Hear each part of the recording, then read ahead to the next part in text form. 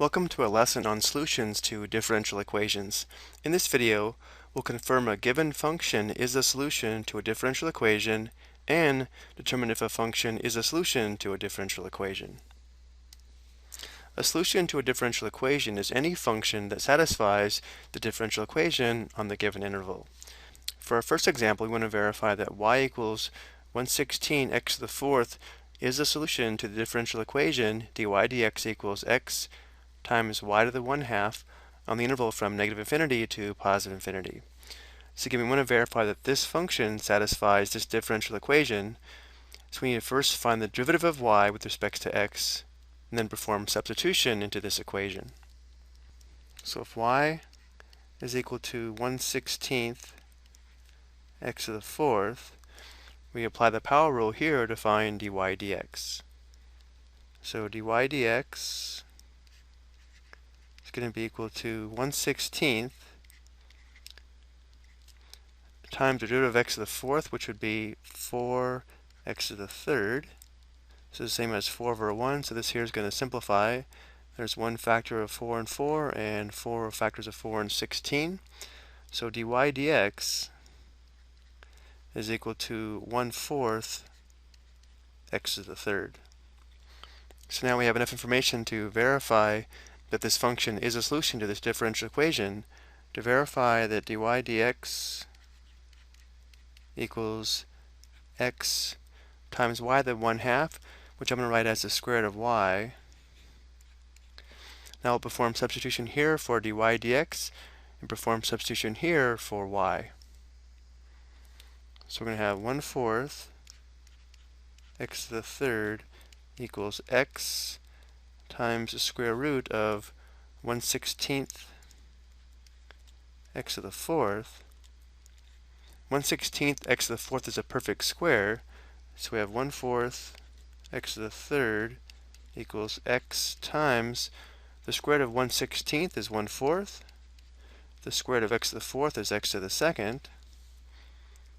It looks like we have it. 1/4 x to the third is equal to, this would be 1/4 x to the third.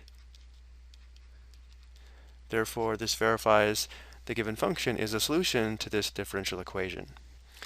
Now we want to verify that y equals 4 cosine 2x plus 6 sine 2x is a solution to y double prime plus 4y equals 0. Notice to verify this, we'll have to find y double prime, but to find y double prime, we'll first have to find y prime. So given y, let's find y prime. Y prime is going to be equal to 4 times the derivative of cosine 2x, which will require the chain rule because we have a composite function here where the inner function is 2x. So the derivative of cosine 2x is going to be negative sine 2x times 2. Let's put the times 2 here, the negative here, and the sine 2x here. Plus 6 times the derivative of sine 2x. Again, applying the chain rule, this is going to be cosine 2x times 2. Put the times 2 here, and then cosine 2x. So y prime is equal to negative 8 sine 2x plus 12 cosine 2x. And now we need to find y double prime. So y double prime is going to be equal to the derivative of negative 8 sine 2x. So we're going to have negative 8 times the derivative of sine 2x, which is going to be cosine 2x times 2 because of the chain rule. So we have times 2 cosine 2x plus 12 times the derivative of cosine 2x. So again, applying the chain rule, the derivative is going to be negative sine 2x times 2. So there's the negative, there's the 2, and sine 2x. Let's clean this up. We have y double prime equals negative 16 cosine 2x. This will be minus 24 sine 2x. Now we have the information we need to verify the solution. We're trying to verify that y double prime plus 4y equals 0. So we'll substitute all of this for y double prime, and we'll substitute the original function for y. So we'll have negative 16 cosine 2x minus 24 sine 2x. All of this is y double prime plus 4 times y equals 0, where y is 4 cosine 2x plus 6 sine 2x. So now we'll distribute and see if it's equal to 0. So we'll distribute the 4 here, and things are looking good. This first part stays the same. So we'll have plus 16 cosine 2x and plus 24 sine 2x.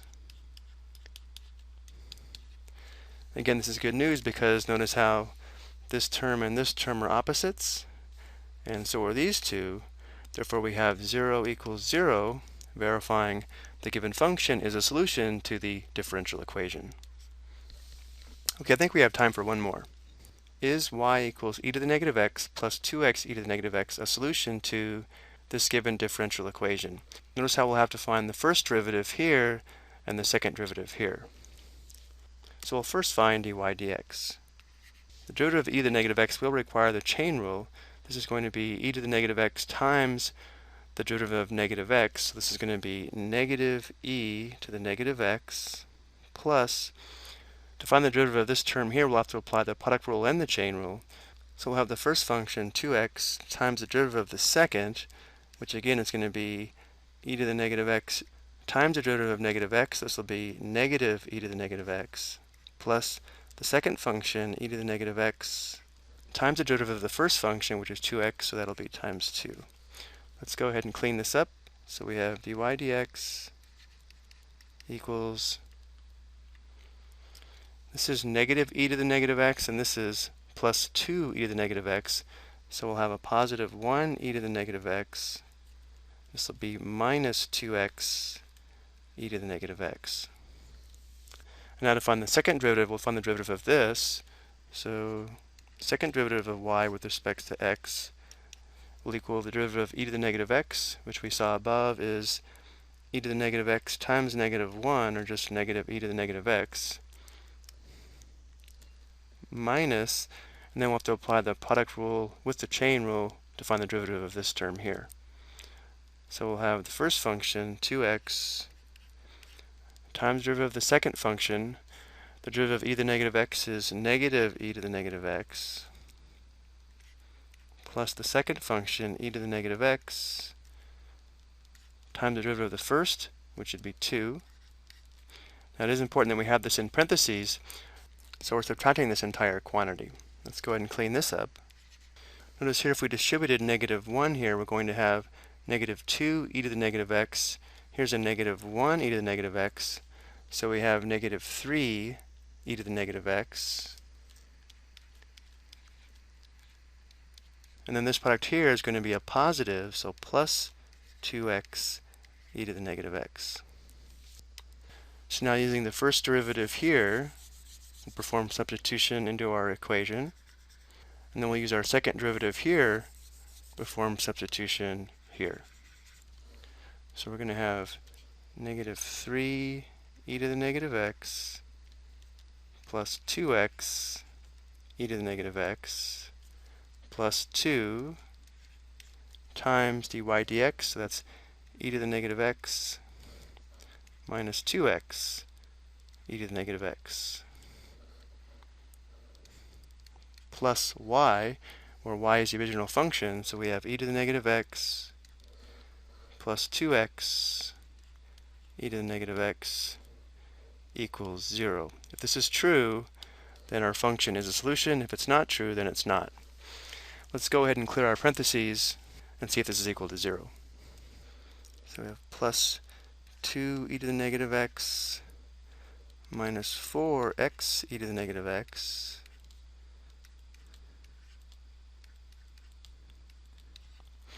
Now let's identify the like terms. Here's an e to the negative x, as well as here and here. Looking at the coefficients, we have negative 3, plus 2, and then plus 1. Therefore, these terms sum to 0.